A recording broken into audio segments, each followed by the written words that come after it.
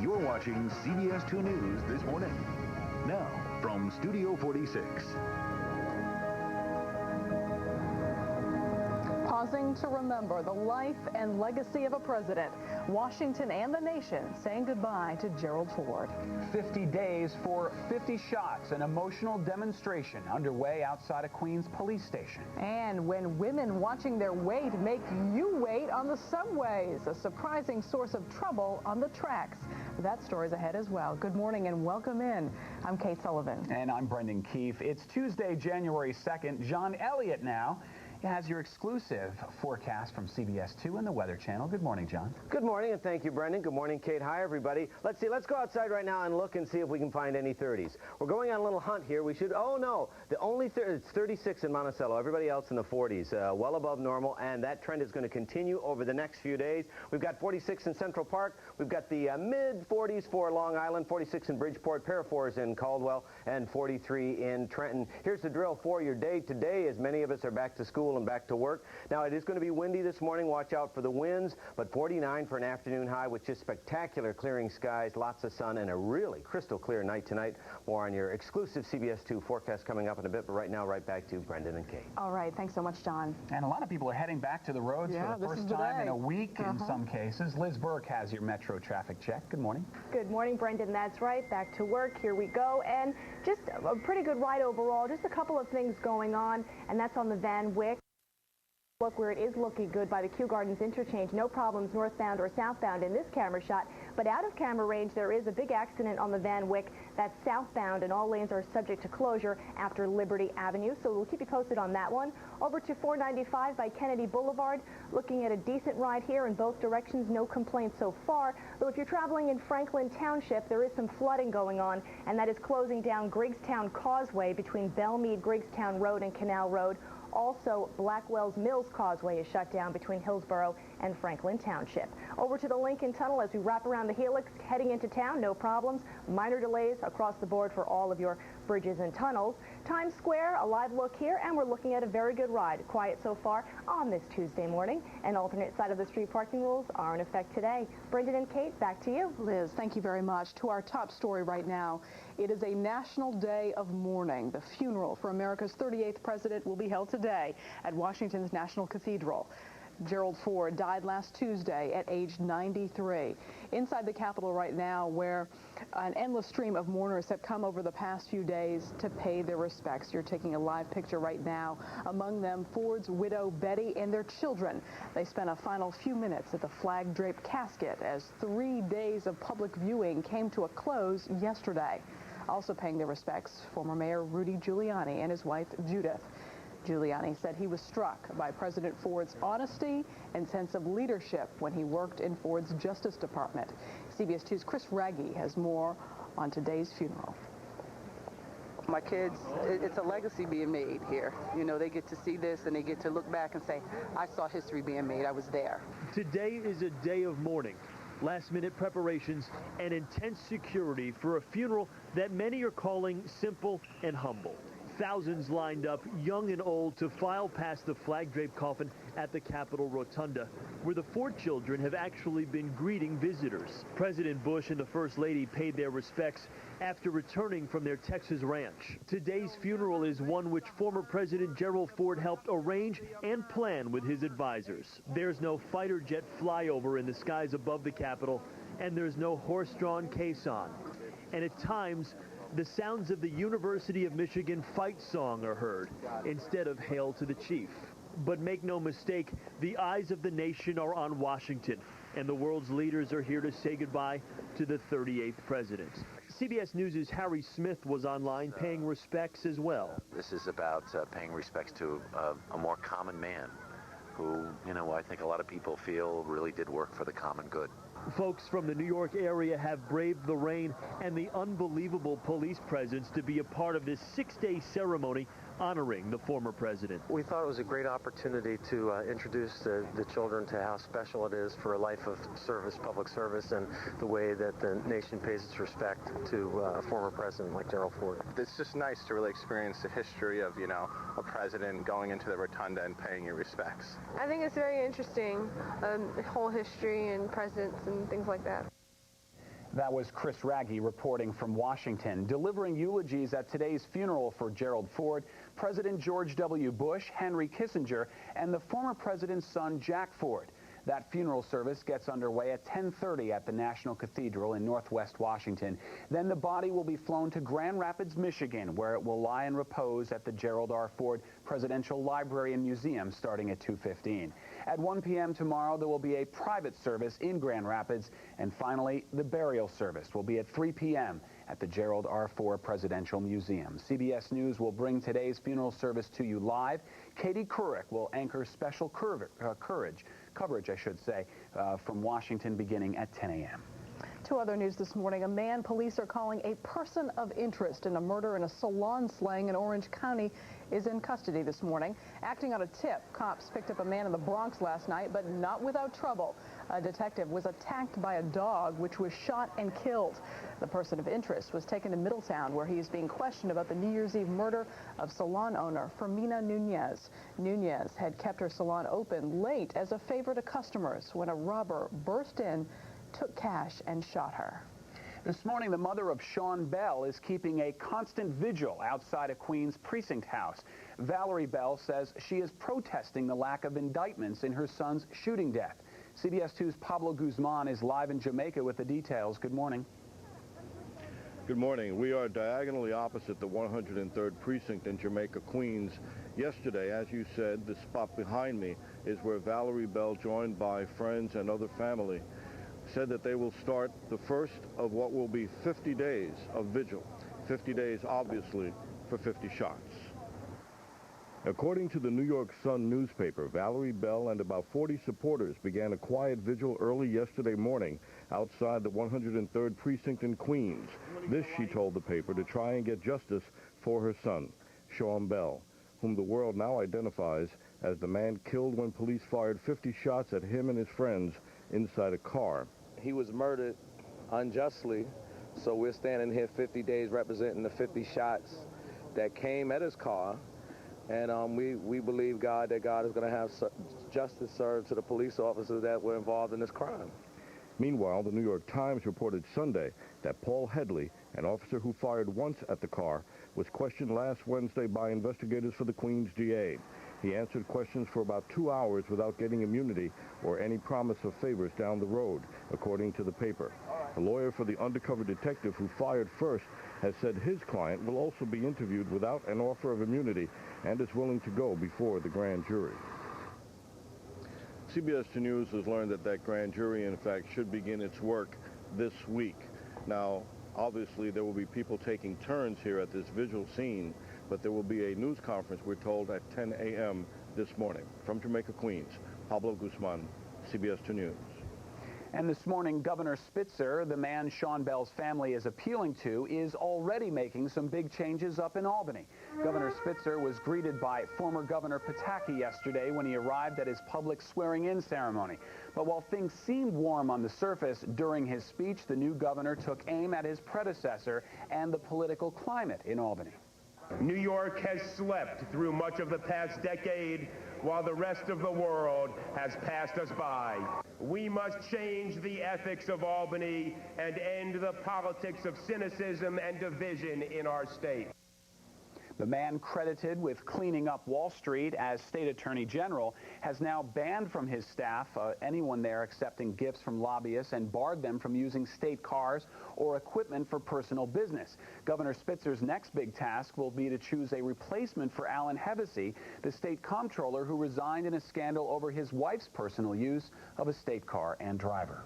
Here's something to chew on next time you're stuck in a delayed subway. Many of those backups, believe it or not, are caused by crash dieters fainting from a lack of food. CBS 2's Tamsin Fidel is live in Union Square with the skinny on this story. Good morning, Tamsin. Well, Kate, good morning. If you've been delayed on the train, the MTA is saying this morning, do not blame them. According to Newsday, over 400 delays per month are caused by customers who are getting sick on board, and a majority of them are women on crash diets. It may be winter, but many women are apparently already planning for those bikini-clad summer months. According to the MTA, more and more women passengers are fainting every morning because they're not eating in order to keep that slender figure. That's right. The number 3 cause of subway disruptions between October 2005 and October 2006 is ill passengers, especially those skipping breakfast and oftentimes several meals before. 395 delays per month are caused by this and other health problems like flu and anxiety attacks, among others. The only thing causing more delays, track work and signal problems. If you do happen to be on board with a sick passenger, not to worry. The MTA is prepared with its Sick Customer Response Program, consisting of EMTs and registered nurses in place at several stations, including Union Square, 5th Avenue and 53rd Street, as well as Grand Central Station. But until the rider reaches one of those transit hubs, conductors must stay with the person until paramedics arrive, resulting in some major delays. Now again, Union Square is one of those sick customer response stations where there are paramedics and EMTs. Bottom line, have something to eat with that cup of coffee before you get on board, at least for the sake of your fellow strap hangers. We're live in Union Square this morning. I'm Tamsin Fidel, CBS 2 News. Always good advice. Thanks so much, Tamsin. Protein is key, right? Other stops with sick customer response stations include Queens Plaza, Roosevelt Avenue, 125th Street, and Fulton Street. And then you have the problem of people who eat on the subway. Right, I mean, you've seen people eat, they leave chicken bones. I see this all the time. Which is not allowed, right? You cannot eat or drink on the subway. I think you can eat but not drink. It's really bizarre. Well, keep it clean, though. That's what it's about. Always You know, keep it clean. try to leave the chicken bones somewhere else. Right. Oh, look, I'm on a single shot. Hey, good morning, everybody. It is 5:10 on probably the first day back to work, to school for so many of us after a long holiday break. Hopefully you had a great holiday. And my late belated present to you, more great weather after yesterday's wicked rain. Some nice stuff headed your way. Let's go outside right now. And look at this.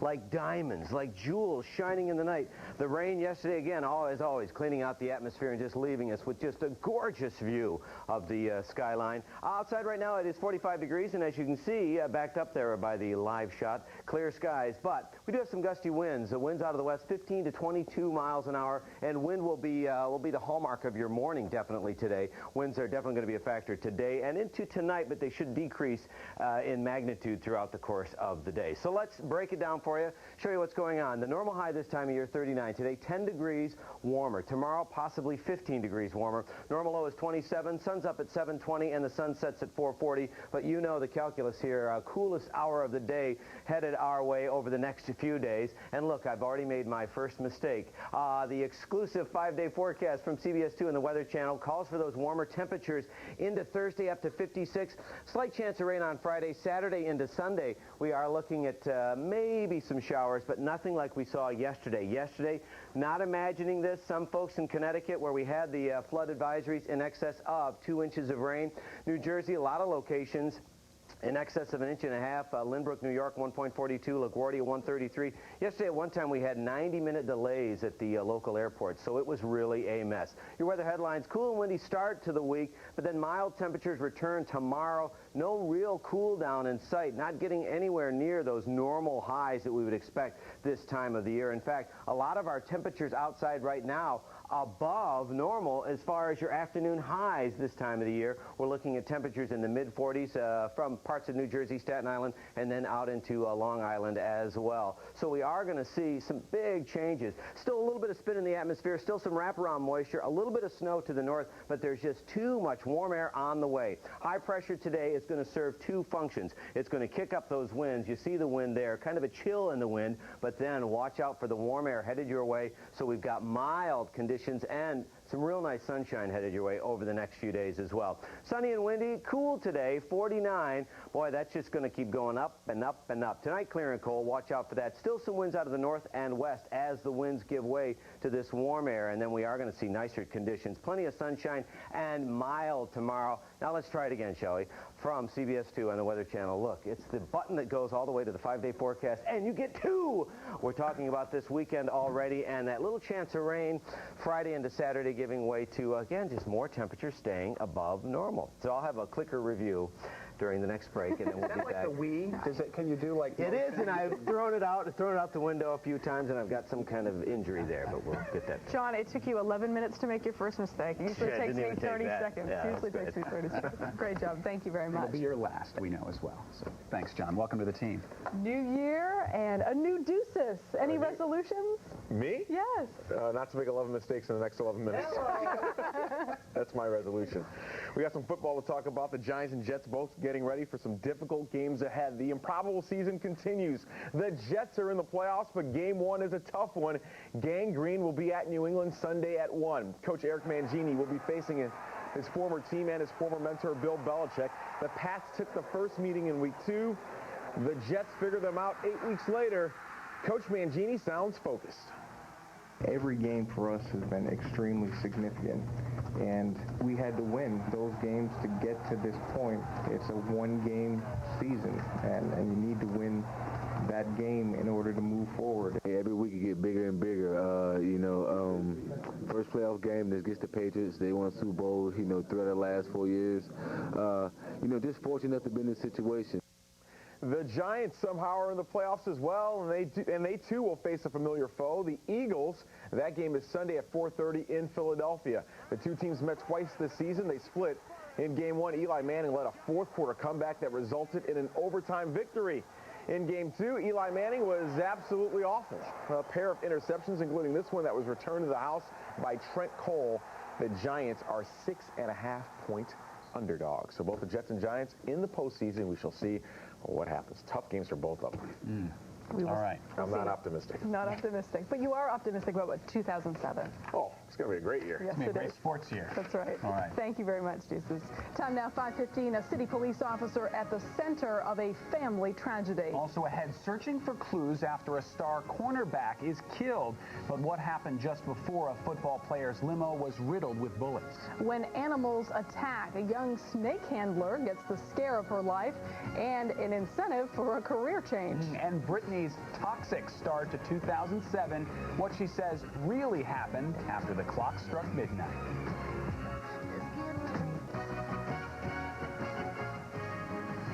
Good morning. 18 minutes after 5 o'clock. It's time to go back to work, and there's the Jersey Turnpike. If you leave now, you can beat that traffic this morning. Doesn't look too bad. It looks great, doesn't it? Let's check in with Liz Burke and Metro Traffic, see what the rest of the roadways look like. Hi, Liz. Hi there. Yes, it really does look great. Good morning, everyone. Happy New Year. And we just found out the accident on the Van Wyck has been cleared away. So you're good to go if you're traveling southbound. All lanes have been reopened on the Van Wyck after Liberty Avenue.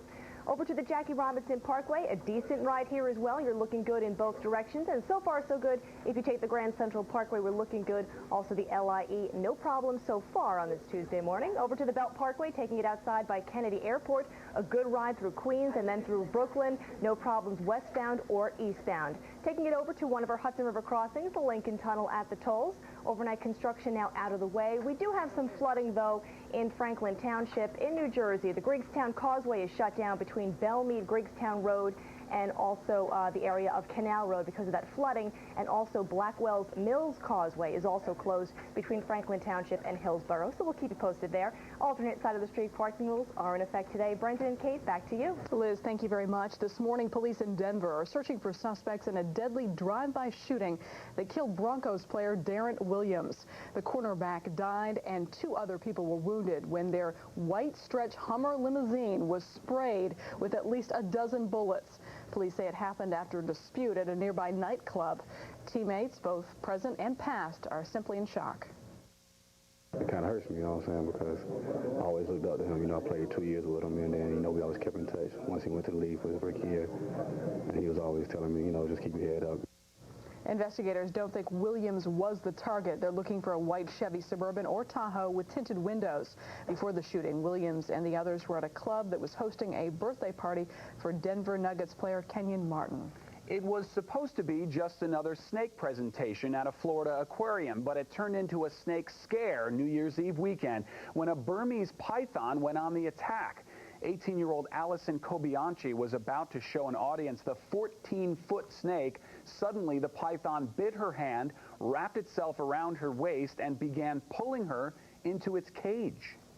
It almost looked like something from a movie, because the minute she bit me, I kind of screamed, and they just ran. Like, people just flooded out the doors. She can have that job. Aquarium workers kept the hungry snake from pulling Allison into the cage until police arrived and zapped the python with a stun gun. Allison was not seriously hurt, and neither was the snake. She says she's done handling those snakes, but she doesn't mind her other job at the aquarium, climbing into a tank of sharks and feeding them. Wow, that's a dangerous job on both. It's not so bad getting up this early in the morning. No, it's all of a sudden it's very nice, isn't it? 18 years old, couldn't have had a lot of training for snake handling. 14-foot python. A little bit of a daredevil. Didn't Britney Spears didn't she hold a Burmese python? Yeah, she just got rid of her snake. FedEx? Yes, exactly. Oops, she did it again. Coming up, Britney's New Year's Eve drama in Sin City. Plus, so you made a resolution to lose weight, but how do you stick to it? Helpful advice on having a healthy new year. And the last crusade really wasn't the last. We'll see of Indiana Jones. Blockbuster news from the movie world. Next. They're still digging out this morning in Colorado after another winter storm dumped about 10 feet of snow in the Denver area. Right now, officials are preparing to truck in groceries to restock empty store shelves. They're also trying to figure out how to get hay to the cattle in the area. Remember, there's 10 feet of snow on top of the grazing area. Civil Air Patrol pilots say they are willing to drop hay bales down to several herds they've already spotted from the air. Look at that. It's unbelievable, and you'd think the positive spin with it would be all of the ski resorts, but people can't even get to the ski resorts because of the roads. And we haven't had a flake here. We're almost hitting a record. Oh, absolutely. Look at Denver. Look at December. No snow in December. Yeah, our temperatures will continue to be above normal and no snow for us. Just a few flurries upstate New York and parts of western Pennsylvania for the higher elevations. But again, we are looking at warm temperatures around the area. Now, gusty winds today, so it's going to feel blustery. We're looking at the 40s for the most part. 49 in Queens. We've got 49 in Princeton as well. We've got mid to upper 40s for Long Island. If you're getting out of town, one weather story, a little exiting moisture for parts of New England. Also some more showers for parts of central Florida. Could see some heavy rain later today. And then another big weather story is going to be some wet and unstable and at times very gusty winds for parts of the Pacific Northwest. In parts of Southern California, dry Santa Ana winds elevating the fire risk there. 73 in Los Angeles. We've got the cool wet 50s for Portland. Mild conditions for the northern plains. Why? Should be in the 20s, and we're looking at 41 in Minneapolis. The good news for the plains to the south, though, they are getting a chance to dry out and shovel out. If you really want the warm air, you have to head down to Tampa, 73. Any 70s for us? No, but we've got some nice temperatures for you. We'll have the 5-day forecast coming up in just a bit. It just doesn't feel like winter. No, it doesn't. Well, we can't complain. Very few complaints. Yeah, we can't complain. This is true. Thank you, John. Well, Britney Spears says she was partied out and tired, not drunk, when she passed out at her New Year's Eve party. The pop princess counted down to 2007 at Pure, the nightclub at Caesars in Las Vegas. But less than an hour into the new year, her manager says she fell asleep in the VIP lounge of the Pure nightclub. Earlier reports claim she had been drinking too much, collapsed, and had to be carried out by security. But a spokesman for Spears says she walked out of the club and did not seek medical attention. Unusual for her to be involved in controversy. Yeah. There is a confirmation this morning that another future Indiana Jones movie is in the works. Director Steven Spielberg says he's on board to direct Harrison Ford in a fourth installment of the popular adventure series. Producer George Lucas tipped off the media to the plans for a new film as he was preparing to be Grand Marshal of the Rose Bowl parade. So far, all we know about the untitled project is that production begins in June and it's scheduled to hit theaters in May of 2008.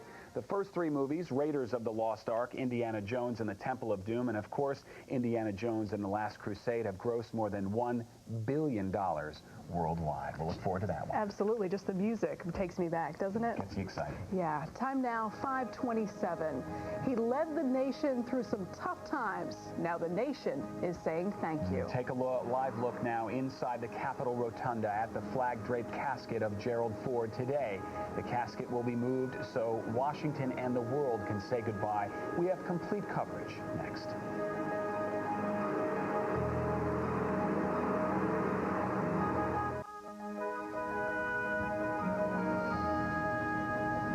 Now 5:30 on this Tuesday morning. Gerald Ford's final farewell, a live look at the former president's casket on this National Day of Mourning. They're angry over 50 shots. They're taking 50 days to make their point, the nonstop protest at a Queens police station. And a happy and healthy new year. Tips to following through on that resolution to shed a few pounds. Good morning, I'm Brendan Keefe. And I'm Kate Sullivan. Maurice has the day off. It is Tuesday, January 2nd. Doesn't feel like it. John Elliot with your exclusive forecast from CBS 2 and the Weather Channel. Hi, John. Hey, good morning, Kate. Hi, everybody. And you make a good point. The temperatures outside right now, 5 to 7 degrees above where we would anticipate to see normal highs for January 2nd this time of the year. Nice transition day from the wet and clouds of yesterday to the sun of the next few days. Right now, 45 Central Park. We've got the 40s for New Jersey, also mid-40s for Long Island and upstate New York, even a 45 in Bridgeport. Here's what you can anticipate for this back to work, back to school day. Breezy conditions and 44 as you hit the streets this morning. Afternoon highs about 10 degrees above normal. Nice mix of sun and clouds. And then you'll see just a glorious sky tonight. And overnight lows again above normal. And that trend will continue. We have more weather as we continue in a bit. But right now, right back to Brendan and Kate. Thank you, John. See you in a bit. And the road's not looking too bad this morning. Liz Burke has your Metro traffic report. Good morning. Good morning, Brendan and Kate. Good morning, everyone. And if you have to head back to work, you do want a good ride, right? Well, that's what we have so far on this Tuesday morning. A live look at the Gowanus Expressway and no problems as you head along the stretch in either direction, inbound or outbound. We're looking good. Also between the Prospect and Hamilton Avenue. Over to the Brooklyn-Queens Expressway, approaching the Brooklyn Bridge. Not a problem here. Northbound, no problems between Atlantic Avenue and the bridge. So you're good to go through that stretch. Over to the FDR, taking it to the east side. Camera shaking a bit. We do have some gusty winds this morning in areas, but we're looking good up and down the drive, and so far so good if you take the West Side Highway. Hopping on the train, mass transit. All lines running on or close to schedule so far, and alternate side of the street parking rules are in effect today. Brendan and Kate, over to you. Liz, thank you very much. The funeral for America's 38th president will be held today at Washington's National Cathedral. Gerald Ford died last Tuesday at the age of 93, and the country has been paying tribute ever since. Take a live look at Ford's casket. Still sits inside the Capitol Rotunda, where 3 days of public viewing came to a close yesterday. Ford's widow, Betty, and the couple's children spent several somber minutes at the flag-draped casket late yesterday afternoon. Also paying their respects, former Mayor Rudy Giuliani and his wife, Judith. Giuliani said he was struck by President Ford's honesty and sense of leadership when he worked in Ford's Justice Department. CBS 2's Chris Raggi has more on today's funeral. My kids, it's a legacy being made here. You know, they get to see this and they get to look back and say, I saw history being made. I was there. The nation prepares this morning to say a final farewell to former President Gerald Ford. This amid last-minute preparations and incredibly intense security. Yesterday, thousands lined up, young and old, to file past the flag-draped coffin at the Capitol Rotunda. President Bush and the First Lady paid their respects after returning from their Texas ranch. He's expected to give a eulogy at today's service. Today's funeral is one which former President Gerald Ford helped arrange and plan with his advisors. This funeral is being planned just as Jerry Ford anticipated it and planned it himself, which is keep things low-keyed. Motorcades are frequent and the heavy police presence is apparent as the world's leaders gather for the funeral. CBS News' Harry Smith spent some time at the Capitol to pay his respects. This is about paying respects to a more common man who, you know, I think a lot of people feel really did work for the common good. Folks from our area say they had to be here, to be a part of history. We thought it was a great opportunity to introduce the children to how special it is for a life of service, public service, and the way that the nation pays its respect to a former president like Gerald Ford. It's just nice to really experience the history of, you know, a president going into the rotunda and paying your respects. I think it's very interesting, the whole history and presidents and things like that. After the funeral, the body of the former president will be taken to his hometown of Grand Rapids for another funeral service on Wednesday. His final resting place will be on the grounds of his presidential museum. That was Chris Raggi reporting from Washington, delivering eulogies at today's funeral for President Ford, President George W. Bush, Henry Kissinger, and Tom Brokaw. That funeral service gets underway at 10:30 at the National Cathedral in Northwest Washington. Then the body will be flown to Grand Rapids, Michigan, where it will lie in repose at the Gerald R. Ford Presidential Museum starting at 2:15. At 1 p.m. tomorrow, there will be a private service in Grand Rapids. And finally, the burial service will be held at 3 p.m. at the Gerald R. Ford Presidential Museum in Michigan. CBS News will bring today's funeral service to you live. Katie Couric will anchor special coverage from Washington beginning at 10 a.m. This morning, Valerie Bell is keeping constant vigil outside a Queens precinct house. The mother of Sean Bell says she is protesting the lack of indictments in her son's death. CBS 2's Pablo Guzman is live in Jamaica with the details. Good morning, Pablo. Good morning. Sean Bell's mother, Valerie, arrived towards the end of our last report. We are diagonally opposite the 103rd Precinct in Jamaica. She says she will be here for 50 days.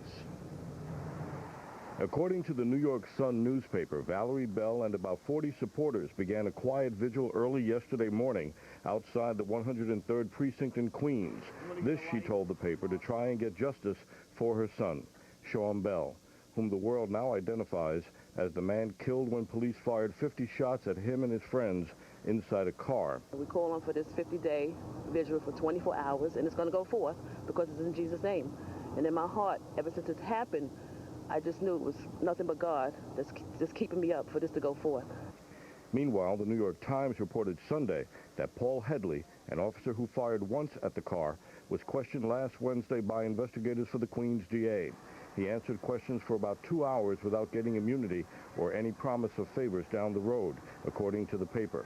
A lawyer for the undercover detective who fired first has said his client will also be interviewed without an offer of immunity and is willing to go before the grand jury.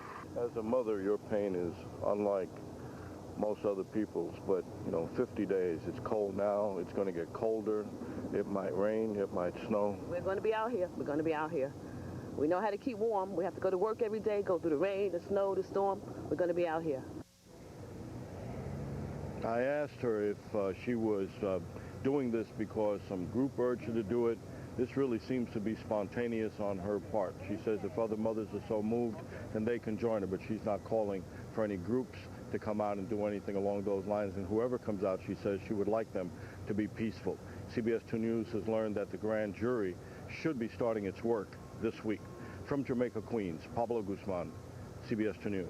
All right, thank you, Pablo. Members of Bell's family are asking Governor Spitzer to appoint a special prosecutor in this case. Right now, the shooting remains under investigation by Queens DA Richard Brown. A family tragedy involving one of New York's finest. He and his 2 young daughters were killed in a horrific crash. It happened yesterday morning on I-78 in Bedminster.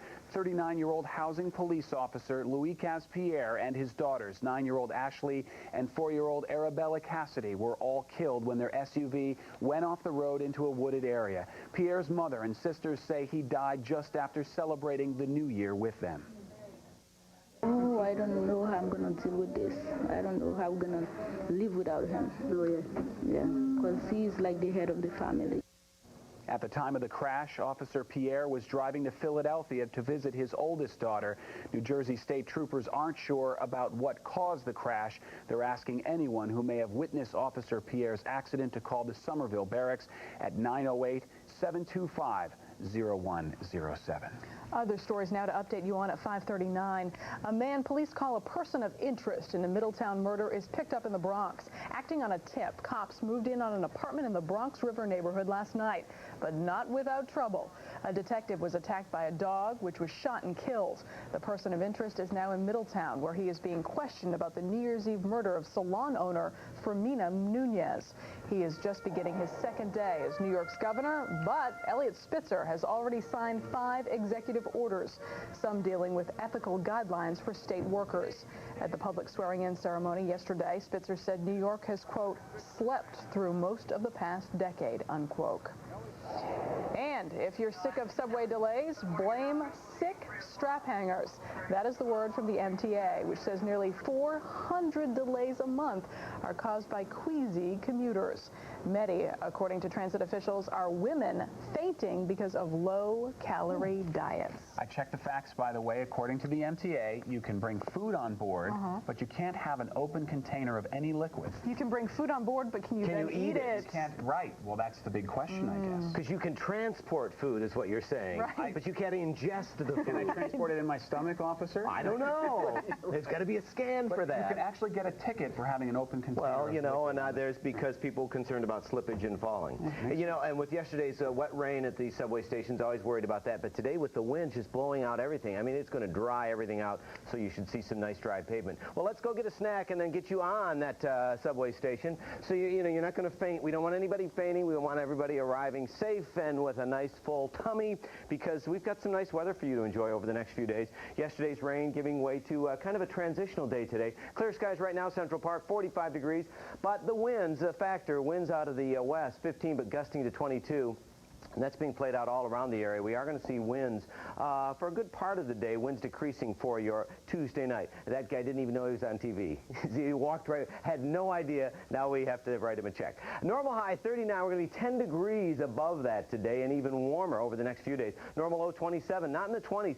Some areas well to the west and north of the city may see some 20s tonight. But again, everywhere you go, temperatures above normal. Sunrise at 7:20 and the sun sets at 4:40. Your sunrise hour, typically the coolest hour of the day, so we'll dip a little bit before we start to climb. Cool and windy start to the week. Wednesday into Thursday, though, mild temperatures return in a big way, mid-50s, and no big cool down in sight, and no temperatures returning to normal highs over the next few days. We've got the mid-40s, I should say, for Long Island, and 50s over the next few days, so for afternoon highs. 45, as we mentioned, in Central Park. We've got 44 in Somerville. We've got 43 Asbury Park. Anywhere you go, temperatures above normal this time of the day, and then throughout the course of the day and over the next few days. A little bit of rotation here, a little area, low pressure exiting the area, tapping into some cold air, depositing a little bit of snow, parts of New Hampshire, central New York, and even western Pennsylvania.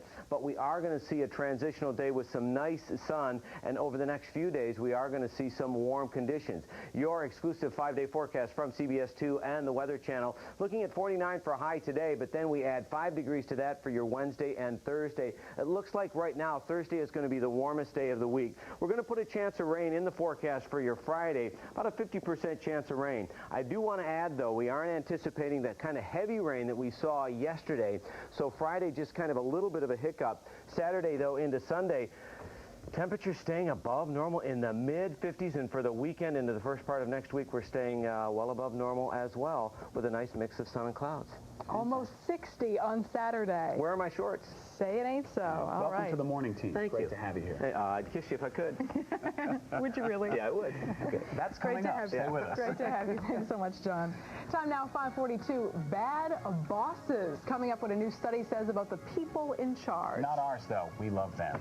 Also, new year, new you, but keeping that resolution to get in shape isn't easy. Up next, 4 tips to stay with it for more than just a few days.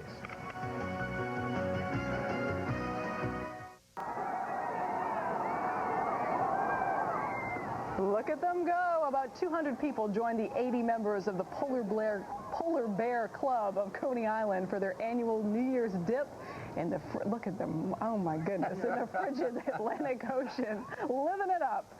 The weather was unusually mild for New Year's Day, but the water was a chilly 47 degrees. That seems pretty mild, doesn't it? One man who was not a member of the club was taken to the hospital after he dove into shallow water and hurt himself. The event raised $25,000 for a retreat for sick children. It was a lot easier this year than in years past, where it's Absolutely, like 5 degrees. Yes. Yeah. Oh, I admire boy. those people. Do you notice how they run out faster than they run in? Oh, boy. Get me the towel, quickly. Yeah, and speaking of rushing, this morning's rush is Liz Burke is keeping an eye on that for us this morning. Good morning, Liz. Good morning, Brendan. It did look fun out there. Good morning, everyone. Happy New Year. And we're starting out with a pretty good ride overall. We just found out, though, about a problem on the inbound Pulaski Skyway. There is an accident after the Kearney exit ramp. The right lane is blocked, so we'll keep you posted there. Let's go outside and show you a live look at the Long Island Expressway. And this is your approach to the Queens Midtown Tunnel. Looking good heading into town. No problems inbound or outbound. And same story for the 59th Street Bridge. Over to the Van Wyck through the Kew Gardens interchange. We had an accident, long gone now. No problems on the Van Wyck as you head northbound or southbound. Taking it over to the Garden State, New Jersey Turnpike by Newark Airport, a good ride here. Though if you're traveling through the Franklin Township area, the Greekstown Causeway is still closed because of flooding between Franklin and Montgomery, and also the Blackwells Mills Causeway shut down between Hillsborough and Franklin Township, all because of flooding. 495 by Kennedy Boulevard en route to the inbound Lincoln Tunnel. We're looking at a decent ride in both directions. So far, so good. Over to the Verrazano Bridge. Overnight construction now out of the way. Lower level is reopened in both directions. If you do take the train, checking out Metro North and J Transit, the PATH, Long Island Railroad, they're all running on or close to schedule so far. And alternate side of the street parking rules are in effect today citywide. Brendan and Kate, back to you. All right, thanks a lot. Well, the roads are in good shape, but are you? In this morning's Health Watch, tips for getting in shape for the new year. If your New Year's resolutions include losing weight and getting on an exercise program, we have some helpful hints from Dr. Sean Kniff that can help you increase your odds of success. Every year, the high-ranking resolutions are losing weight and getting in shape. So whether you plan to change your diet, hit the gym, or both, we have 4 secrets to success. Call them the 4 Bs. And the first is, be realistic. Nutritionist Shia Rarbach says that means setting goals you can attain. Everyone's feeling so guilty on January 1st that they try to do a major overhaul of their whole diet, when maybe they should just pick 1 or 2 parts of their diet that they can change. Next, be specific. Fitness instructor Liz Caravia says that means having an exercise plan and consistently raising the bar. Keep a journal. That's what my clients do, and I find that it's very, very attainable when you keep a journal. And remember, this isn't just a temporary fix. To stay slim and healthy, you can't just make changes for a while. It has to be forever.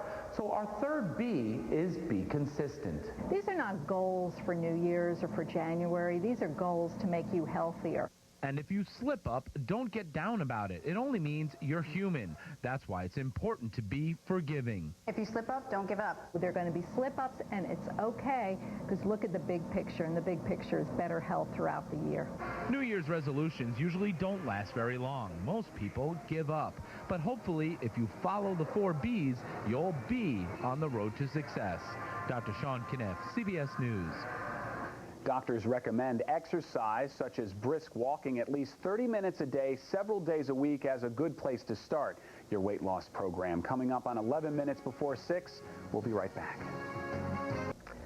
Morning, everybody. Welcome back. As many of you heading back to work and school, we've got weather that is going to cooperate, get you out of town. If you have to leave in the area, we're looking at temperatures above normal by 5 to 10 degrees. Nice mix of sun and clouds. I think you'll see more sun than clouds. The big story around the country, our exiting storm and another one coming on board. If you're heading to the Pacific Northwest, just no break there. Gusty winds in the southwest. Mild conditions for the central states, which is good news for them. We're looking at temperatures in the northern plains above normal in the low 40s. We've got 54, though, for Memphis, 71. Central Florida could see some showers, but nice temperatures. 50s for the mid-Atlantic states. 60 in Las Vegas. Very windy, though, if you're heading to Las Vegas down into Los Angeles. Dry Santa Ana winds continue to howl, and they're just howling for some relief in parts of the Pacific Northwest, where we are going to see more rain and snow for the higher elevations. John Elliot, thank you very much. And there's also big news this morning in sports in both professional and college football. Yes, we've got all. The producer just got in my ear. He wants me to read the sportscast like I'm double parked. So I got to keep it moving. The Jets are 8.5-point underdogs to the Patriots for Sunday's playoff game. But then again, the Jets have been underdogs all season long, and look where they are now. The two teams split their 2 meetings this year. The Patriots won in week 2. The Jets turned the tables 8 weeks later in Foxborough. Coach Mangini spent 6 years with the Pats. He knows his former team well. There's been a long history of playing each other, but not a long history of playing each other in the playoffs. And whenever you get to play a division opponent for a 3rd time, it's exciting. Yeah, every week it get bigger and bigger. First playoff game that gets the Patriots. They won a Super Bowl, 3 of the last 4 years. Just fortunate to be in this situation. It's a playoff game, man. If you don't win, you're done. So we're going to go up there and we're just going to try to give it our all. The Giants are in the postseason as well. Not quite sure if it's well-deserved. This team went 2-6 over the second half of the season. The Giants visit Philly Sunday afternoon. The 2 division rivals meet again. It will be the 3rd meeting this season. They split the first 2. In Game 1, Eli Manning led a 4th-quarter comeback that resulted in an overtime win. In Game 2, Eli Manning was awful. A pair of interceptions, including this one, that was returned for a touchdown by Trent Cole. The NFL unemployment line just got a bit longer. The Falcons have fired head coach Jim Moore Jr. Good starts the past 2 seasons ended with collapses. And Dennis Green will take his postgame tirades elsewhere. The Cardinals have fired him following a 5-11 season. Some New Year's Day Bowl results. West Virginia beats Georgia Tech in the Gator Bowl. Penn State tops Tennessee in the Outback Bowl. Fiesta Bowl, Oklahoma and Boise State. Boise State down 7 with 15 seconds to play. The hook and ladder play. No way. Gerard Arab takes it the rest of the way. Game's tied. We're going overtime. In OT, Boise State down 7 again. Vinny Peretta catches this TD pass. Now get this. Boise State goes for the 2 and the win. The old Statue of Liberty play. You kidding me? Ian Johnson strolls in. Boise State wins 43-42 to finish the season at 13-0. And look at this. Johnson, who scored that winning conversion, proposes to his girlfriend girlfriend. At least I hope that's his girlfriend. Really? She said yes. All right, that's good to see. That is. All right, Rose Bowl, USC and Michigan. New Jersey native Brian Cushing, 2.5 sacks and a 4th fumble. Jumping in over the top. USC's Dwayne Jarrett. He's a man among boys. 11 catches, 204 yards, and 2 touchdowns. The kids on the street, they call that being sick. That's what I'm told. USC cruises 32-18. The Knicks West Coast road trip continues tonight. They visit Sacramento. On the ice, Isles and Sabres from last night. The Sabres, best team in the East. Here's why. Maxim Afinogenov beats Rick DiPietro. The Isles fall 3-1. And finally, whether you like him or not, Bobby Knight is now the all-time leader in wins in men's Division I basketball. Knight earned victory number 880 last night as his Texas Tech Raiders defeated New Mexico 70-68. Knight passes the legendary Dean Smith, 880 victories. That is a record that may never be broken. Think about it, 880. Yeah. You'd have to average 20 wins for 44 years. Absolutely. You know, He is effective, isn't he? definitely He's effective. And That's he still one yelled word. at the players afterwards. Right. Thanks, Deuces. Deuces, thank you. Let's take a look at your business news now. And for that, we head over to Susan McGinnis with your CBS Money Watch. Hi, Susan. Hey, good morning, Kate and Brendan. Good morning, everyone. Stock market is closed today for a national day of mourning to honor President Ford, so we will wait one more day to see how Wall Street starts out the new year. A lot of optimism, though, after the best year for stocks since 2003. The rally that started last summer took the Dow up nearly 1,750 points. It was up 16%. NASDAQ was up 9.5% last year. The S&P up about 14%. We did have crude oil prices finishing 1 penny higher than they ended in 2005. Gas prices 14 cents higher per gallon than they ended in 2005. The average was $2.34 a gallon. And a new Wall Street Journal survey is very optimistic, finding the economy poised to shake off the housing slump and regain its momentum by the end of 2007. Well, New Yorkers, Philadelphians, and others will enjoy their macchiatos, frappuccinos, and apple fritters with no worries about clogging arteries. Starbucks is getting rid of trans fat starting tomorrow. It's coming ahead of New York's big ban that's coming up in July. It's also eliminating trans fats in San Francisco, LA, Chicago, and Boston. And if you're a boss, maybe treating workers better would be a good New Year's resolution. There's a new study that finds nearly 2 in 5 bosses don't keep their word to workers. More than a quarter badmouth their underlings to others, and 23% blame others to try to cover up their own mistakes. And the results have been bad morale and lower productivity. That's a quick check of what's happening in business. Back to you guys. Susan, thank you very much. That National Day of Mourning that Susan mentioned, of course, for the funeral of President Gerald Ford today. Take a live look now inside the Capitol Rotunda. The public viewing period is over, and now the president's flag-draped casket awaits a trip to the National Cathedral. We're live in Washington at the top of the hour.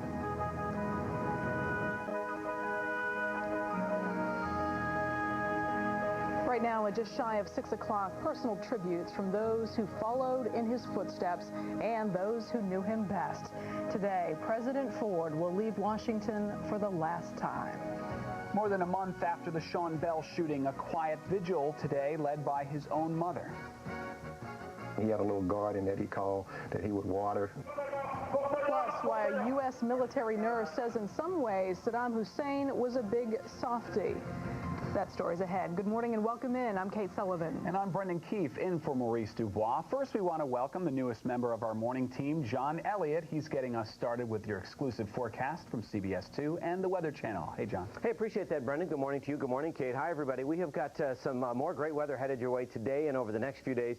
Windy conditions, peaking middle part of the day, some gusty winds at times, but temperatures staying above normal. Temperatures outside right now, 45 under clear skies in Central Park. Few lingering clouds to the north, and the only 30-degree reading is at 36 in Monticello, but everywhere else we are seeing temperatures above normal. This afternoon should be 39 for a high, but we're looking at 49 with some glorious sun. Clear and cool tonight. Do watch out for those gusty winds, peaking mid-morning to mid-afternoon and then decreasing overnight. More weather in a bit. Right now, though, right back to Brendan and Kate. Thanks a lot, John. It is get back to work time, and Liz Burke is in the Metro Traffic Center taking a look at your traffic this morning. Hi, Liz. Hi there, Kate and Brendan, and it's great that the rain is out of the way because that is definitely helping us on the roadways this morning. We do have one problem going on in northern New Jersey, inbound Pulaski Skyway, an accident working after the Kearney exit ramp, and the right lane is blocked there. If you use 440, you're doing okay in both directions, and a smooth ride on 139. We'll take it outside and show you the George Washington Bridge. A good look here, upper and lower levels inbound at and outbound, no problems at all. You're looking good on the Cross Bronx and also at the tolls, and all of your Hudson River crossings are in excellent shape. In fact, your East River crossing, also a good ride there. Mass transit, that's running on or close to schedule, and alternate side of the street parking rules are in effect today citywide. Brendan and Kate, back to you. Liz, thank you very much. A final farewell will be held in Washington this morning for Gerald R. Ford, the 38th President of the United States. He died last week at the age of 93. After the casket lies for a short time outside the Senate door, the motorcade will leave the Capitol building, pass by the White House, and arrive at the National Cathedral for the state funeral. CBS 2's Chris Raggi joins us live from D.C. with the story. Good morning, Chris. Good morning, Kate. How are you? Today, a national day of mourning for the services of the 38th President of the United States, Gerald Ford. Ford's body still lying in repose in the Capitol Rotunda. At 10 a.m., Ford's body will be moved to the doors of the Senate for a brief moment and a brief ceremony, then on to the National Cathedral for the 10:30 a.m. funeral services. Yesterday and last night, a steady stream of citizens and dignitaries paying their respects to the man that woke the nation from a long national nightmare, Gerald Ford. My kids, it's a legacy being made here. You know, they get to see this and they get to look back and say, I saw history being made. I was there. Today is a day of mourning, last-minute preparations, and intense security for a funeral that many are calling simple and humble. Thousands lined up, young and old, to file past the flag-draped coffin at the Capitol Rotunda, where the Ford children have actually been greeting visitors. President Bush and the First Lady paid their respects after returning from their Texas ranch. Today's funeral is one which former President Gerald Ford helped arrange and plan with his advisors. There's no fighter jet flyover in the skies above the Capitol, and there's no horse-drawn caisson. And at times, the sounds of the University of Michigan fight song are heard instead of Hail to the Chief.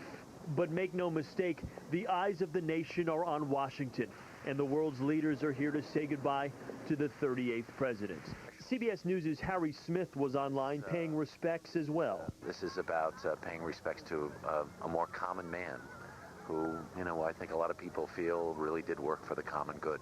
Folks from the New York area have braved the rain and the unbelievable police presence to be a part of this 6-day ceremony honoring the former president. We thought it was a great opportunity to introduce the children to how special it is for a life of service, public service, and the way that the nation pays its respect to a former president like Gerald Ford. It's just nice to really experience the history of, a president going into the rotunda and paying your respects. I think it's very interesting, the whole history and presidents and things like that. The funeral service is later this morning at the Washington National Cathedral, where President Bush will deliver the eulogy.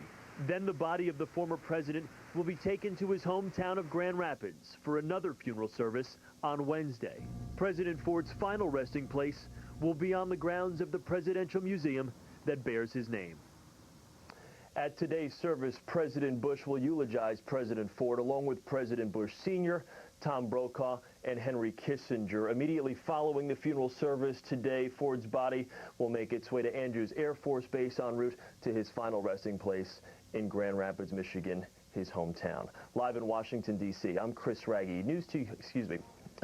CBS News this morning. It's a little early, guys. Back to you. All right. Thanks, Chris. Again, here is the schedule of events as the nation says goodbye to President Ford. At 10:30 this morning, a funeral service at the National Cathedral, as Chris was telling us. His body will then leave Washington. At 2:15 this afternoon, he will lie in repose at his Presidential Museum in Grand Rapids, Michigan. Tomorrow at 1 p.m., there will be a private service there in Grand Rapids. And at 3 tomorrow afternoon, President Ford will be buried at the Presidential Museum. And be sure to stay with CBS 2 and WCBS-TV.com as events unfold today. Also, CBS News will have live reports from Washington, D.C. beginning at 10 a.m. anchored by Katie Couric. In other news this morning, Indonesia's aviation chief says he cannot confirm that 12 people survived a deadly plane crash. Grieving relatives waited for word on their loved ones after a commercial plane slammed into mountains in bad weather. Rescuers have reached the smoldering wreckage. At least 90 people there have died. This morning, a parent's pain at the center of a new vigil outside a police precinct in Queens. Valerie Bell says she is protesting the lack of indictments in the November police shooting of her son Sean Bell and his 2 friends. CBS 2's Pablo Guzman is live in Jamaica with the details. Pablo. Valerie Bell, well, today is the second day of her vigil. She started yesterday and frankly caught most of us in the media by surprise. There was no announcement. This was not part of anyone's agenda other than her own. Obviously, it comes from her heart, and she says she will be here for 50 days. According to the New York Sun newspaper, Valerie Bell and about 40 supporters began a quiet vigil early yesterday morning outside the 103rd Precinct in Queens. This, she told the paper, to try and get justice for her son, Sean Bell, whom the world now identifies as the man killed when police fired 50 shots at him and his friends inside a car. We call on for this 50-day vigil for 24 hours, and it's going to go forth because it's in Jesus' name. And in my heart, ever since it's happened, I just knew it was nothing but God that's just keeping me up for this to go forth. Meanwhile, the New York Times reported Sunday that Paul Headley, an officer who fired once at the car, was questioned last Wednesday by investigators for the Queens DA. He answered questions for about 2 hours without getting immunity or any promise of favors down the road, according to the paper. A lawyer for the undercover detective who fired first has said his client will also be interviewed without an offer of immunity and is willing to go before the grand jury. As a mother, your pain is unlike most other people's, but, 50 days. It's cold now. It's going to get colder. It might rain. It might snow. We're going to be out here. We're going to be out here. We know how to keep warm. We have to go to work every day, go through the rain, the snow, the storm. We're going to be out here. CBS 2 News has learned that grand jury, in fact, should start its work sometime this week. Across from the 103rd Precinct in Jamaica, Queens, Pablo Guzman, CBS 2 News. Okay, Pablo, thank you very much. Members of Sean Bell's family are asking Governor Spitzer to appoint a special prosecutor in this case. Right now, the shooting remains under investigation by Queens DA Richard Brown. And this morning, Governor Elliot Spitzer is already making some big changes up in Albany. Governor Spitzer was greeted by former Governor Pataki yesterday when he arrived at his public swearing-in ceremony. But while things seemed warm on the surface, during his speech, the new governor took aim at his predecessor and the political climate in Albany. New York has slept through much of the past decade while the rest of the world has passed us by. We must change the ethics of Albany and end the politics of cynicism and division in our state. The man credited with cleaning up Wall Street as State Attorney General has now banned his staff from accepting gifts from lobbyists. He has also barred them from using state cars or equipment for personal business. Governor Spitzer's next big task will be to choose a replacement for Alan Hevesy, the state comptroller who resigned in a scandal over his personal use of a state car and driver. Time now 6:09. I want to welcome the newest member of our morning team, John Elliot, who hails from Michigan, most recently in Los Angeles, and now in New York. Welcome. And I live in New Jersey. Where on the mid? It's fantastic. It's right down there. Right there. Yeah. Oakland County. If you're keeping score, but no wagering. You know what? If you're wagering on better weather, yeah, we've got you covered. We are going to see temperatures continue to climb, stay above normal over the next few days, and gee, what a difference from the beginning of the week. 3 times as much confetti this year, and then the rain. What a mess to clean up, but it is nice and clean, and Times Square is waiting for you. Maybe a visit, maybe business. Right now, though, 45. In New York, winds out of the west, 12 miles an hour, but gusting to 20. We are going to see some gusty winds throughout the course of the day today. In fact, lingering into your afternoon and then decreasing overnight. You see it there behind the graphic, the Viper. I want to show you the Viper and what's going on. Still a little bit of wraparound moisture, but watch what happens. Dry air, dry air, dry air, dry air. It's all just drying out. We need some snow. I know you want the snow, but it's just not happening. Dew points are going to continue to drop over the next few days, and that's going to pave the way for lots of sun, and with those warmer temperatures, it's going to feel good. Let's talk about some of those numbers from yesterday. Parts of New Jersey, well over an inch of rain, and they weren't alone. New York as well, 1.5 inches, 1.25 inches. JFK, 1.17. Danbury, Connecticut, over an inch of rain. A lot of rain yesterday, but no more rain over the next few days, and temperatures will be above normal. Normal high at 39, going for 49 today. Normal low 27, no 20s for us. Sun's up at 7:20, sun sets at 4:40, and you'll see lots of the sun today. Cool and windy today, but mild temperatures for the middle part of the week. No big cool down in sight, and we've got nice temperatures outside right now for this time of the year. here. We've got the 40s in Bridgeport, 42 in Danbury, and as we pull out, 45 in Brooklyn. Temperatures above normal this time of the day and above normal this afternoon, and we are going to show you why. Normally this time of the year, boy, the jet stream can just drag that cold air in, and we've got those menacing lows off the coast, but now we're looking at, well, a mild start to the week. High pressure bubbling up that nice warm temperature from the south, and that's definitely what we're going to be seeing. From CBS 2 and the Weather Channel now, your exclusive 5-day forecast with a little bonus for you there. Chance of rain late Thursday into Friday, and then drying out Saturday into Sunday. Temperatures above normal over the next 5+ days. Wow. Looking wonderful. No end in sight to this. None. So, I mean, that Arctic jet eventually has to come down, doesn't it? Well, apparently it's checked its luggage and it will come here, but not yet, not this week. All right, thanks a lot. We'll enjoy it while it lasts. Thank you, John. Well, Liz Burke now has a check with your traffic out there, and it's not looking too bad today, Liz. No, and you do have a bonus if you're on the Belt Parkway. We're looking at very light traffic so far on this Tuesday morning. The Belt Parkway is looking great as you pass by Kennedy Airport, so no reported problems so far. And if you use the Gowanus to get to work, we'll take a look at that live, and we're building a bit through the area of Industry City, but really not a problem. So that's good news for us. But we do have a problem in northern New Jersey. Inbound Pulaski Skyway, there is an accident after the Kearney exit ramp.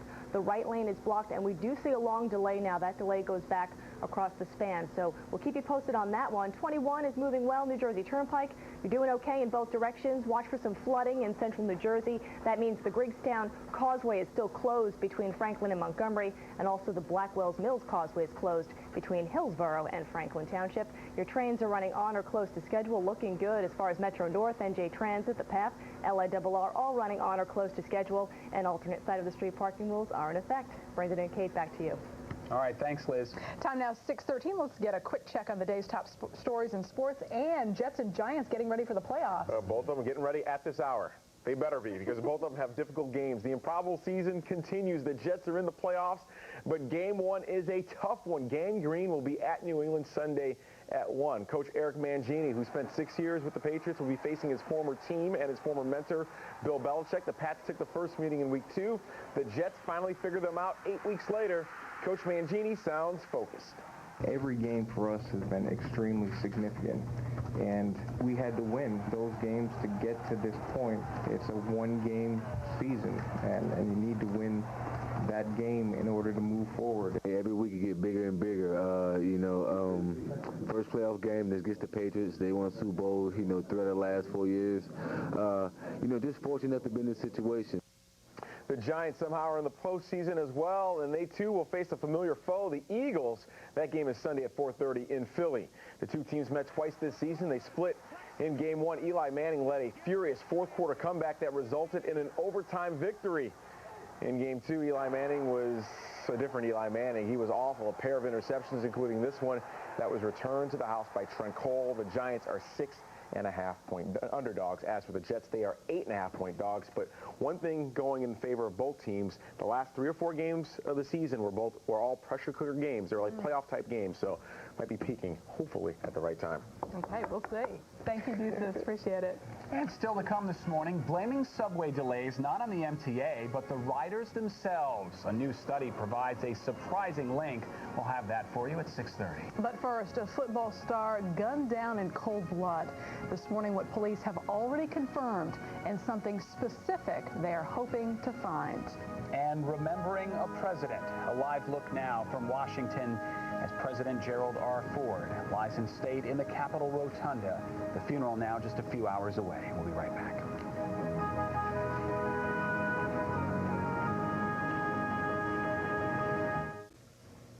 Good morning and welcome back. Time now 6:17. This morning, police in Denver are searching for suspects and a motive in the drive-by killing of football player Darrent Williams. The Broncos quarterback's stretch limo was hit by gunfire after a New Year's Eve party at a local nightclub. Jennifer Miller has the story. Just 2 miles from the football stadium where the Broncos played, a huge limousine that carried one of its rising stars sits riddled with bullet holes. Police say cornerback Darrent Williams was killed in an early morning drive-by shooting, just hours after the Broncos lost their final season game. A vehicle pulled up alongside Williams's limousine, and at least a dozen shots were fired. We're looking for a white GM model, either Suburban or Tahoe, with dark tinted windows. Several hours after the shooting, a homicide detective and Denver Crime Lab team were still at the scene, taking photos, gathering evidence, and trying to determine a motive. The shooting may have stemmed from an argument in a bar. They got into an argument, and then they left that club or bar, and the guys followed them and opened fire on the car. Sports reporter and former Bronco player Reggie Rivers says the team is in shock. He's one of our go-to guys in the locker room because he's always so affable. The 24-year-old was a Broncos newcomer, number 27 and well-liked. Friends say Williams had a big heart and a bright future. Williams was a second-round draft pick and started 9 times during his rookie season. He wanted to set up a free football camp for kids and go back to his home state of Texas to encourage them to stay out of gangs. In Denver, Jennifer Miller, CBS 2 News. And before the shooting, Williams and the others were at a club that was hosting a birthday party for Denver Nuggets player Kenyon Martin. This morning, the cleanup effort is underway in Colorado after another fierce winter storm dumped up to 10 feet of snow on the Denver area. Right now, officials are preparing to truck in groceries to restock empty store shelves. They're also trying to figure out how to get the much-needed hay to cattle in the area. Civil Air Patrol pilots say they are willing to drop hay bales down to several herds they have spotted from the air. Colorado emergency officials say crews have rescued more than 650 stranded motorists since that storm began. Nothing like that around here. No, really feel for the folks in Denver, and we haven't really even seen a flake to speak of. It's almost a record. We're like 3 or 4 days away from an all-time record. And the temperatures, too, flirting with that record territory. Good news for the Central Plains, though. They get a break today, a day to shovel out. Well, you made it through the holidays. Now it's back to work, back to school for many of us. Good news, the weather is going to cooperate, get you outside and on your way. We've got temperatures above normal by about 10 degrees. Queens should be 39 this time of the year, 49 for you. We've got 40s, upper 40s for Long Island and into central New York as well. 49 in Princeton. Around the country, I want to give you that update for the Central Plains. They're dry. In fact, some nice mild air for some of the plains all the way up to the northern plains. The other big story is wet weather pushing into the Pacific Northwest and dry Santa Anas in the southwest. All right. Thanks so much, John. And still to come. He took everything in stride, never complained. The American who took care of Saddam for a year and a half reveals the brutal dictator had a softer side. Also, trying to beat the ban, Starbucks makes a move involving trans fats, and it is not limited to New York City. A live look now from Washington, D.C. Gerald R. Ford lying in state in the Capitol Rotunda. The funeral set to begin in just a few hours. More details coming up in just a moment. Stay with us.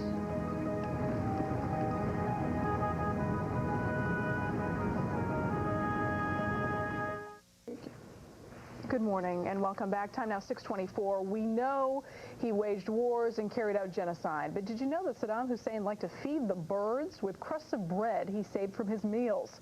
This morning, Saddam's U.S. nurse is portraying the executed dictator in a very different light.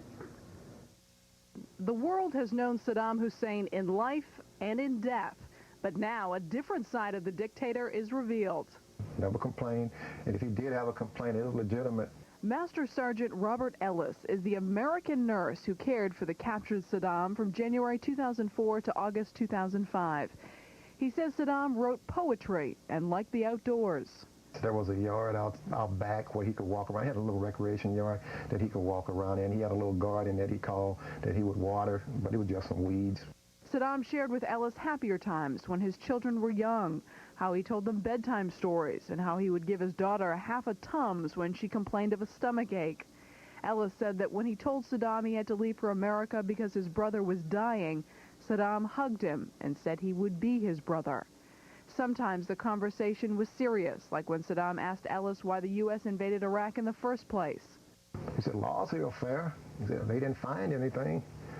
And that's why I told him that was politics, and soldiers don't get caught up into politics. Ellis says his supervisor insisted the ultimate goal was to keep Saddam alive. He says Saddam Hussein cannot die in U.S. custody. You do whatever you have to do to keep him alive. If you have to strap him to a litter or put a line in him or whatever it is you need to do, you do it. Meanwhile, Sunni Muslims angry at how Saddam's execution was carried out continue to protest in various parts of Iraq. Still to come, Gerald R. Ford's funeral take a live look now at the Capitol Rotunda in Washington. We'll have all the details of the state funeral to be held in just a few hours.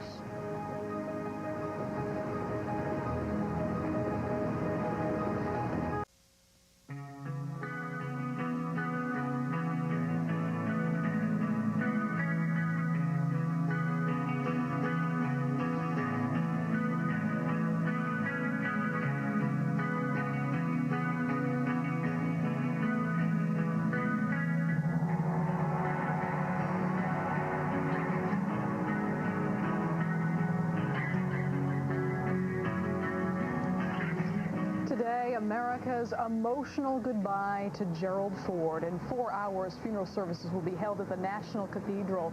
You're looking at a live picture of Gerald Ford lying in state there. Later today, a single bell will toll 38 times for our 38th president. Good morning and welcome in on this National Day of Mourning. I'm Kate Sullivan. And I'm Brendan Keefe, in for Maurice Dubois. We'll take you to Washington in just a moment. But first, we want to welcome John Elliot, the newest member of our morning team. He's getting your day started with your exclusive forecast from CBS 2 and the Weather Channel. Hi, John. Hey, thank you, Kate. Appreciate that. And I think you're going to appreciate the weather today. After the rain yesterday, well, we are going to see more sun today, and temperatures start to climb. Temperatures outside right now. 44 is the pick temp from West Hampton up to Bridgeport over to Caldwell. We've got 45 in Central Park. Monticello is down about 2 degrees from last hour. That's typical this time of year when you drop these hours before you start to warm up. Speaking of warming up, we're going to 49 today. That's 10 degrees above normal. Nice mix of sun and clouds, but do watch out for those gusty winds out of the west and north before we see even warmer air head your way over the next few days. That forecast headed your way in the next few minutes. Right now, though, right back to Brendan and Kate. Doesn't look bad at all. Thank you, John. And it's warming up on the roadways as well. Liz Burke has your Metro traffic report. Hello, Liz.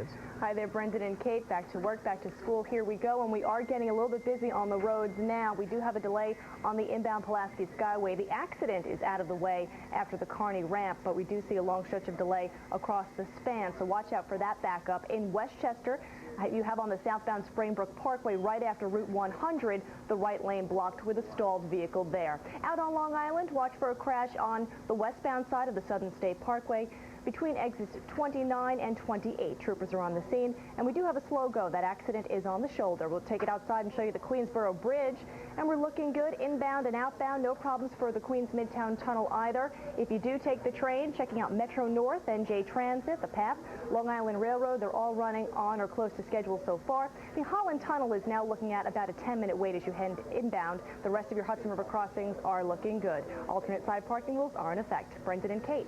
Liz, thank you very much. A funeral service will be held in Washington this morning for Gerald R. Ford, the 38th President of the United States. He died last week at the age of 93. After the casket lies for a short time outside of the Senate door, the motorcade will leave the Capitol building, pass by the White House, and then arrive at the National Cathedral for the state funeral. CBS 2's Chris Raggi is there, live from Washington, with more. Good morning, Chris.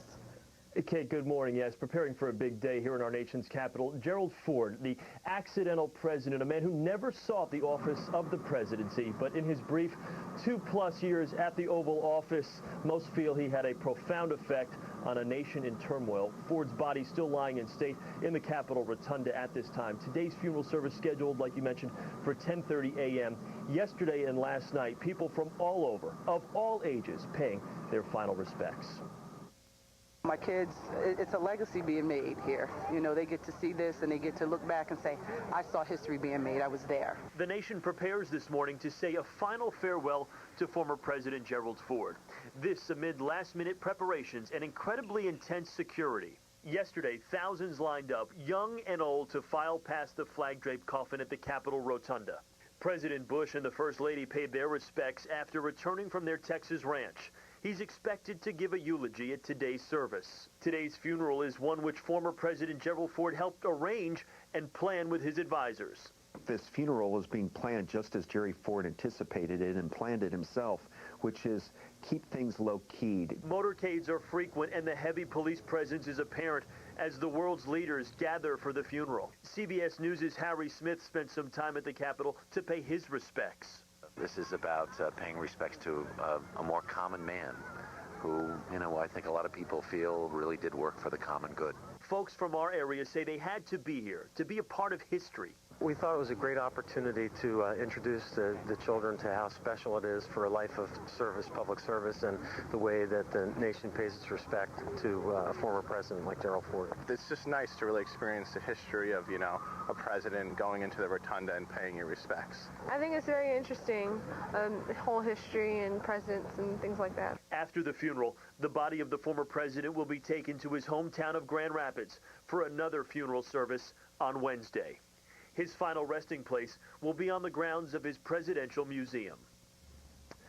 Today at the National Cathedral, both Bushes, 41 and 43, will speak along with the Ford children, Tom Brokaw and Henry Kissinger. And as you can imagine, security, a major, major issue here at our nation's capital on this day. Live in Washington, D.C., I'm Chris Raggi, CBS 2 News. And Chris, you called him the accidental president. Amazing that the only election he ever lost in his whole life was for re-election for president. And again, here is the schedule of events as the nation says goodbye to President Ford. At 10:30 this morning, a funeral service at the National Cathedral. His body will then be brought out of Washington. At 2:15 this afternoon, he will lie in repose at his presidential museum in Grand Rapids, Michigan. Tomorrow at 1 in the afternoon, there will be a private service there in Grand Rapids. And at 3, President Ford will be buried at the Presidential Museum. And be sure to stay with CBS 2 and WCBS-TV.com as events unfold today. Also, CBS News will have live reports from Washington, D.C. beginning at 10 a.m., anchored by Katie Couric. An update now on some stories we're following today. This morning, Valerie Bell continues her vigil outside the 103rd Precinct Station House in Jamaica, Queens. She's on day 2 of a planned 50-day vigil, 1 day for each shot undercover police officers fired at her son, Sean Bell, and his 2 friends. And also this morning, New York's new governor, Elliot Spitzer, is already making some big changes up in Albany. Spitzer has ordered his staff not to accept gifts from lobbyists, and he has barred them from using state cars or equipment for personal use. Starbucks is cutting the trans fat from its menus even before it has to. New York City's big ban begins in July, but the chain says it is removing trans fats from products it sells beginning tomorrow. Starbucks is eliminating trans fats in San Francisco, Los Angeles, Chicago, and Boston. So drink up. Drink up, exactly. Time now 6:36. Let's take a look at your forecast. After yesterday, which was so miserable and rainy, today looks better. Better days are ahead. We've cut the trans fat and the rain from the forecast. They're both out. So just drink in that sun. We are going to see some shot of that. Absolutely. It's my job. You know, you're going to like the weather over the next few days. Got some wind this morning, maybe a drop or 2 north and west of the city, but lowest levels of the atmosphere really starting to dry out. Blustery today, but boy, middle part of the week, temperatures well above normal. You know, you get the rain, you get the wind, you say bye-bye to the fog. Fog was really a downer yesterday, as many of us were wrapping up the holiday, but no big problems with fog, just a nice mix of sun and clouds. In fact, at the park we have clear and 45 degrees, winds out of the west 12, still gusting to 20. Winds will be a factor throughout the course of the day, high-profile vehicles. Also, you know, could see some blustery winds continue through the afternoon hours, so make sure you're ready for that. We will see the wind subside a little bit overnight with clear conditions. It's going to be a pretty night to look at. Here's what we're looking at number-wise. Now, I know it's early, and I know you don't want to test on this, but normally we'd be at 39 for a high if we're lucky on January 2. Today, 10 degrees above that. 27, the normal low.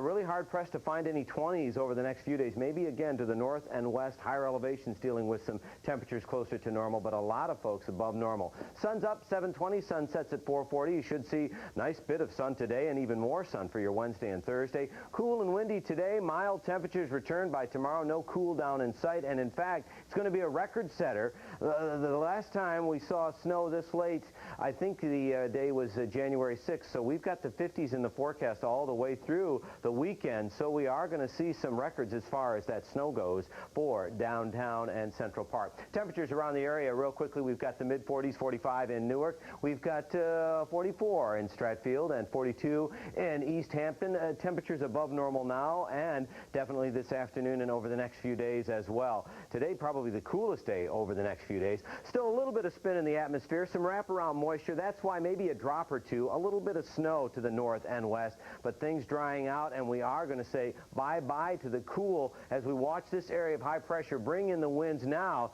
but then by tomorrow, more energy out of the south, bringing in that warmer air with the sunshine as well, mild temperatures, and nice for the next few days, in fact, so get ready for it. Sunny and cool today. 49 the high. Windy, watch out for that. We've got clear conditions for the most part. Still some lingering winds, though, tonight. Tomorrow, oh, looking nice. Plenty of sunshine. So how about it? Let's have your exclusive 5-day forecast from CBS 2 and the Weather Channel. Temperatures above normal. Where are the 30s? Where are the 40s? We've got a little chance of rain late Thursday into Friday, and then temperatures staying above normal for the next few days and beyond. Wow. Not bad at all. It's going to be a record setter. Absolutely. Well, and they're also setting records this morning in terms of traffic, only because this is the first day just about a lot of people are heading back to work.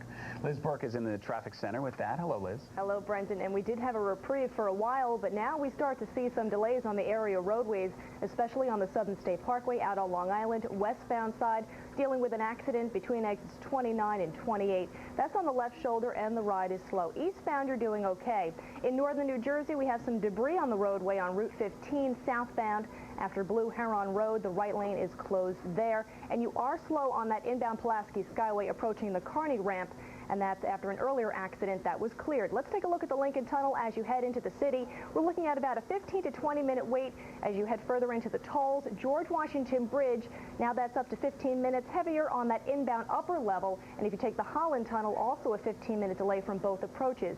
The Tappan Zee Bridge still looks great. Mass transit now, Metro North, NJ Transit, the PATH, LIRR, they're all running on or close to schedule, so that helps us out. And we do have an accident just in on eastbound 80. This is right at exit 38. The left lane is blocked there. Alternate side parking rules are in effect. Brenton and Kate, back to you. All right, thanks, Liz. Still to come at 6:40, why the delay on the subway? Strap hangers may be stunned to find out how it may have to do with what they're eating and what they're not eating.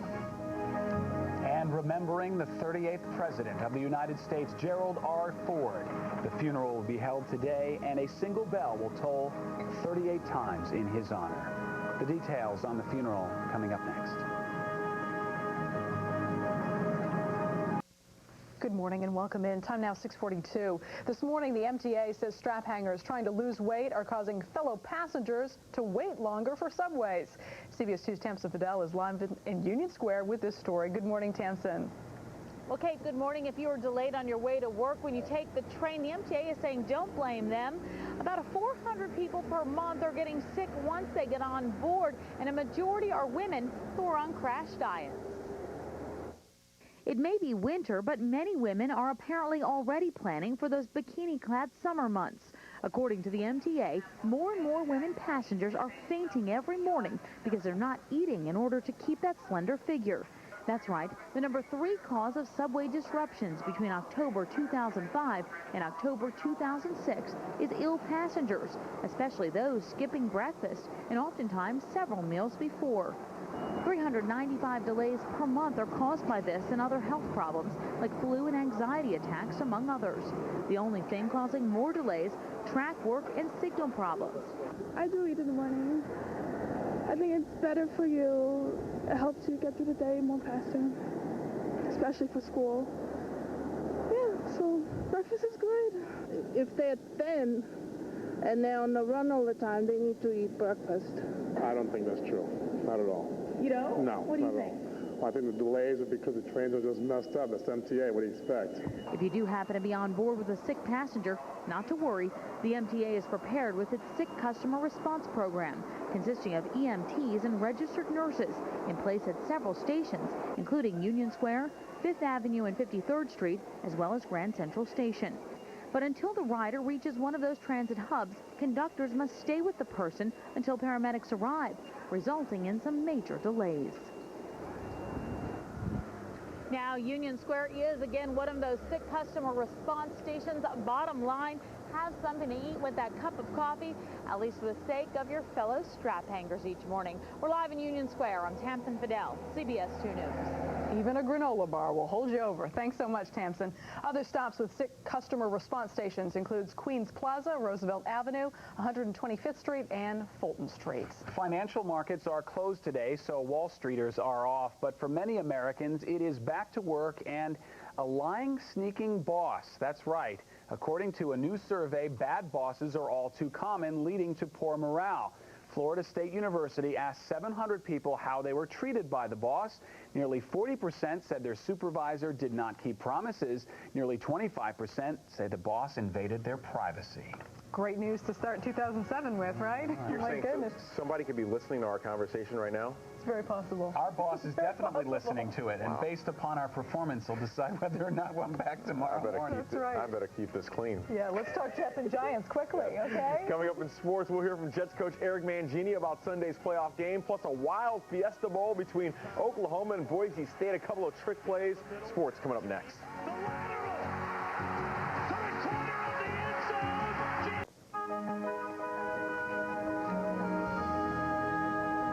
Time now 6:48. Today, a national day of mourning. Our 38th president lying in state right now in the Capitol Rotunda. We will go back to Chris Raggi with more on the funeral of Gerald R. Ford, which is scheduled for later today. And that's why here in New York, the financial markets are closed today as well. Time to talk sports. Both the Jets and the Giants are in the postseason. The Jets will be taking on the New England Patriots. The Giants will be taking on the Washington. They just beat the Washington Redskins. The Giants will be taking on the Eagles. Big games coming up this weekend for both teams. The Jets are 8.5-point underdogs to the Patriots for Sunday's playoff game. But then again, the Jets have been underdogs all season long, and look where they are now. The two teams split their two meetings this year. The Patriots won in Week 2, 24-17. The Jets turn the tables 8 weeks later in Foxborough, coming up with a victory in that rain-soaked game. Coach Mangini spent 6 years with the Pats. He knows his former team well. We've had a long history of playing each other, but not a long history of playing each other in the playoffs. And whenever you get to play a division opponent for a third time, it's exciting. Yeah, every week it gets bigger and bigger. First playoff game against the Patriots. They won Super Bowl, throughout the last 4 years. Just fortunate enough to be in this situation. It's a playoff game, and if you don't win, you're done. So we're going to go up there, and we're just going to try to give it our all. Team had 4 wins last season, 4-12, and in the postseason. Amazing turnaround. All right, the Giants are in the postseason as well. Not quite sure if it's well-deserved. This team went 2-6 over the second half of the season. The Giants visit Philadelphia Sunday afternoon, 4:30. The two division rivals meet again. It will be the third meeting this season. They split the first 2 games. In Game 1, Eli Manning led a furious fourth-quarter comeback that resulted in an overtime victory. In Game 2, Eli Manning had his struggles, a pair of interceptions, including this one by Trent Cole that was returned to the house. The Giants are 6.5-point dogs for Sunday's game. All right, some New Year's Day Bowl results. West Virginia beats Georgia Tech in the Gator Bowl. Penn State tops Tennessee in the Outback Bowl. Rose Bowl, USC and Michigan. New Jersey native Brian Cushing, 2.5 sacks and a forced fumble for him. USC's Dwayne Jarrett, also from New Jersey, a man among boys. 11 catches, 204 yards, and 2 touchdowns. USC cruises 32-18. Fiesta Bowl, Oklahoma and Boise State. Boise State down 7 with 15 seconds to play. The old hook and ladder play. No way. Gerard Rabb takes it the rest of the way. Game time, we're going OT. In OT, Boise State down 7 again. Vinny Peretta catches a TD pass. Get this, Boise State goes for 2 in the win. The old Statue of Liberty play. Where's the ball? It's in Ian Johnson's hands. He's in the end zone. Boise State wins 43-42 to finish the season at 13-0. And look at this. Johnson, who scored that winning conversion, proposes to his cheerleader girlfriend, and she says yes, and they live happily. You better say yes after all. We hope. A lot of pressure. Can you imagine she said no? What do you do then? We've seen that happen before. Yeah. That's unusual, a football player and a cheerleader. Yeah, very rare combo. You don't see that very much. No, not really, no. When I was in high school, you didn't see that. See, I was on the chess team, and all the cheerleaders, they loved us. The chess team was hot in high school. I was in the AV club, though. Doesn't surprise me. That's how I ended up here, folks. Hey. All right. Takes all kinds. Thanks so much, Deuces. Appreciate it. Takes all kinds. Thanks. We'll be right back with more weather and traffic. Stay with us. You were the cheerleader, weren't you? No, I wasn't, actually.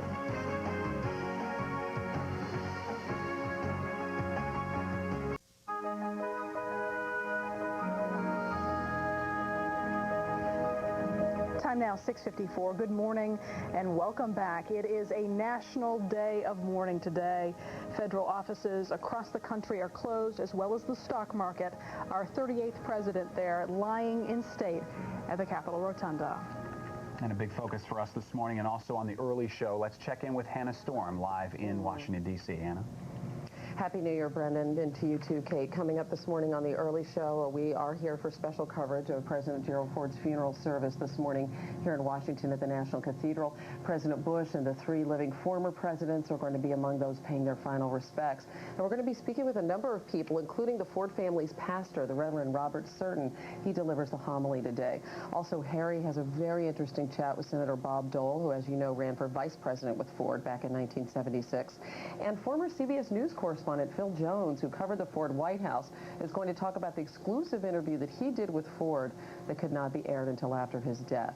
All of that leading up to Katie Couric's special coverage of the funeral beginning at 10 a.m. Eastern Time. So all of that and much more in just a few minutes on the early show. We'll see you guys then. Okay, thank you very much, Hannah. And one more time, let's bring in CBS 2's Chris Raggi. That's right, he's live near the U.S. Capitol. Chris? Guys, thank you very much as we wrap things up here this morning. A national day of mourning, as we've mentioned, all morning long for the 38th President of the United States, Gerald R. Ford. Real quickly, here is a live picture of President Ford's flag-draped coffin lying in state in the Capitol Rotunda. Ford's body will be moved to the doors of the Senate for a brief stop, then on to the National Cathedral for today's funeral service. A quiet, serene setting right now, a sharp contrast to some of the more emotional moments seen yesterday. Ford's wife of 58 years, Betty Ford, joined by the 4 children, Steve, Jack, Susan, and Michael. Also yesterday, President Bush, accompanied by the First Lady Laura Bush, made a brief stop before visiting with Betty Ford. Bush Sr., Bill and Hillary Clinton also paying their respects, along with thousands of people who made their way in and out of the Capitol building to pay their final respects to the 38th President of the United States. Now, after today's ceremony, President Ford's body will be taken to Andrews Air Force Base, then on to Grand Rapids, Michigan, his hometown, for his final resting place in one more service tomorrow afternoon. Live in Washington, I'm Chris Raggi, CBS 2 News. We'll see you later on in the day, guys. We certainly will. Thank you very much, Chris. And be sure to stay with us for complete coverage. CBS News will have live reports from Washington, D.C. beginning at 10 a.m., anchored by Katie Couric.